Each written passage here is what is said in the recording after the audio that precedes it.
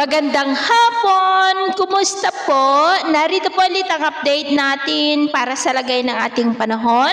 Ngayong hapon po ng August 22, 2025. Sa ngayon po, base dito sa pinapakita na ilang mga weather models ay nakalampas na po sa kalupaan ng ating bansa ang bagyong Isang at nandyan na po ngayon sa may West Philippine Sea at nasa layo po ngayon ng 77 km west ng Vigan, Ilocos Sur na taglay ang lakas ng hangin na maabot po hanggang sa 55 kilometers per hour at kumikilos na po pakanluran palayo dito sa ating bansa habang lumalakas at hinihila rin po niya ang habagat palayo po dito sa atin.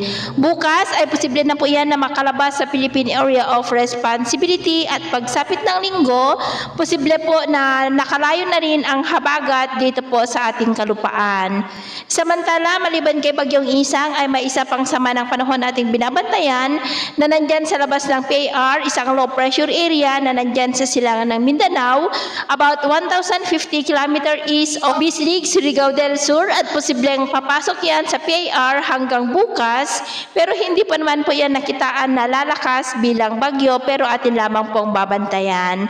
At ito nga ang pinapakita ng forecast model na ating ginagamit hanggang po sa susunod na 2 linggo. Sa lagay ng ating panahon, dahil kay Bagyong Isang ay nakataas ngayon ang Tropical Cyclone Wind Signal number 1 dito po sa may Cagayan, Isabela, Quirino, Nueva Vizcaya, Apayao, Kalinga, Abra, Mountain Province, Ifugao, Benguet, Ilocos Norte, Ilocos Sur, La Union, Pangasinan, Aurora at sa northern part po ng Nueva Ecija at sa nalalabing bahagi ng ating bansa ay apektado po ng habagat kaya asahan rin natin ang cloudy skies with isolated rain sa nalalabing bahagi ng Central Luzon, Metro Manila, Calabarzon, Mimaropa, ilang bahagi ng Bicol Region, Panay Island, Negros, Cebu, Bohol, Leyte, Samar Provinces, Zamboanga Peninsula, Northern Mindanao, Caraga, Davao Region at Sorsogon. At mamayang gabi may mga isolated rains pa rin sa iba't ibang bahagi ng ating bansa kaya mag-ingat po tayo sa posibleng banta pa rin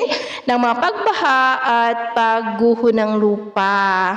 At sa atin naman pong mga baybayin, wala naman po tayong nakataas na namang gale warning signals pero iba yung pag-iingat lamang po kung papalaot tayo para po mas makaiwas sa mga sakunang pangkaragatan.